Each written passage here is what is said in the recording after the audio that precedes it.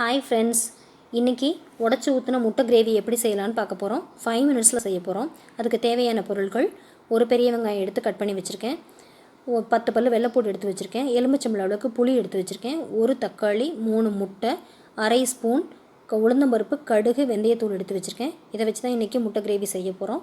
இதோட இன்க்ரீடியன்ஸ்லாம் நான் டிஸ்கிரிப்ஷனில் கொடுத்துருக்கேன், எப்படி செய்கிறதுன்னு அதை பார்த்துக்கோங்க. இப்போது பேனில் 2 டேபிள் ஸ்பூன் எண்ணெய் ஊற்றிருக்கேன். இப்போ எடுத்து வச்சுருக்க கடுகு, உளுந்தம்பருப்பு, வெந்தயப்பொடி எல்லாத்தையும் இதில் போட்டுட்டோம். கடுகு பொரிஞ்சிருச்சு. இப்போது இதில் வெங்காயம், வெள்ளைப்பூடு, கருவேப்பிலை எல்லாத்தையும் போட்டு நல்லா பொன்னிறமாக வறுக்கிற அளவுக்கு வதக்கிக்கிறோம். இப்போது பச்சை வாசம் போகிற அளவுக்கு வதக்கினா தான் நல்லாயிருக்கும். இது கூட கட் பண்ணி வச்சுருக்க தக்காளியை நம்ம போடுறோம். தக்காளி நல்லா வதங்கணும். அதுக்காக ஒரு ஸ்பூன் கல்லுப்பு, அரை ஸ்பூன் மஞ்சத்தூள் போட்டு நல்லா வதக்குறோம். தக்காளி நல்லா வதங்கினா தான் கன்சிஸ்டன்சி நல்லா கிடைக்கும், கிரேவியும் டேஸ்ட்டாக இருக்கும். அதுக்காக நான் என்ன செய்கிறேன்னா, நல்லா மிக்ஸ் பண்ணி விட்டுட்டு லிட்டு போட்டு மூட போகிறேன். லிட்டு போட்டு மூடினா தக்காளி ஈஸியாக வதங்கிடும். அதுக்காக லிட்டு போட்டு மூடிட்டேன். இப்போ பாருங்கள், தக்காளி நல்லா வதங்கிருச்சு.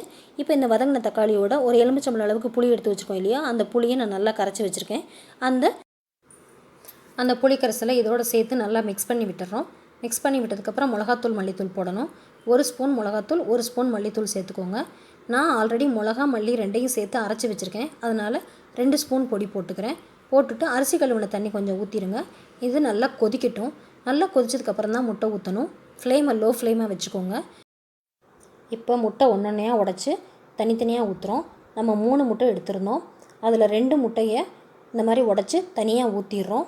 ஊற்றிட்டு லிட்டு போட்டு மூடி வச்சிடறோம். இது அப்படியே ஒரு 2 நிமிஷம் வேகட்டும். இப்போ பாருங்கள், உடச்சி ஊற்றியாச்சு, லிட்டு போட்டாச்சு. இது அப்படியே ஒரு 2 நிமிஷம் லோ ஃப்ளேம்லேயே இருக்கட்டும்.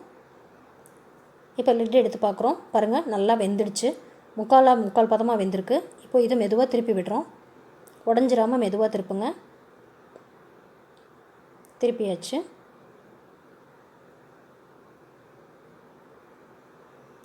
இப்போது நம்ம இன்னொரு முட்டையை மிச்சம் வச்சுருக்கோம். அந்த முட்டையை ஒரு கிண்ணத்தில் போட்டு நல்லா ஃப்ளஃபியாக அடிச்சுக்கிறோம். நல்லா மிக்ஸ் பண்ணிவிட்டு அந்த முட்டையை இந்த கிரேவியில் ஊற்றி விட்டுறோம். ஏன்னா நம்ம தேங்காய் அரைச்சி ஊற்றலை. அதனால் இந்த மாதிரி ஒரு முட்டையை கலக்கி ஊற்றணும் அப்படின்னா கன்சிஸ்டன்சி நல்லா கிடைக்கும். கிரேவி கெட்டியாகவும் இருக்கும், டேஸ்ட்டாகவும் இருக்கும். அதனால் இந்த மாதிரி ஊற்றி நல்லா கலக்கி விட்டுட்டு ஒரு நிமிஷம் திரும்பவும் கொதிக்க வைக்க போகிறோம். அந்த மாதிரி மிக்ஸ் பண்ணும்போது அந்த 2 முட்டையும் உடையாமல் பார்த்துக்கோங்க. இப்போ நல்லா மிக்ஸ் பண்ணி விட்டாச்சு. லிட்டு போட்டு மூடி வச்சிடறோம். ஒரு நிமிஷம் இருந்தால் போதும். இப்போது அந்த உடச்சி ஊற்றின முட்டையும் நல்லா வெந்திருக்கும். இப்போது கிரேவி ரெடி ஆயிடுச்சு. இது 5 to 10 மினிட்ஸ்க்குள்ளே இட்லி, தோசை, சாதம், சப்பாத்தி எதுக்குன்னாலும் சைட் டிஷ்ஷாக வச்சுக்கலாம். ரொம்ப சுவையான உடச்சி ஊற்றின முட்டை கிரேவி ரெடி.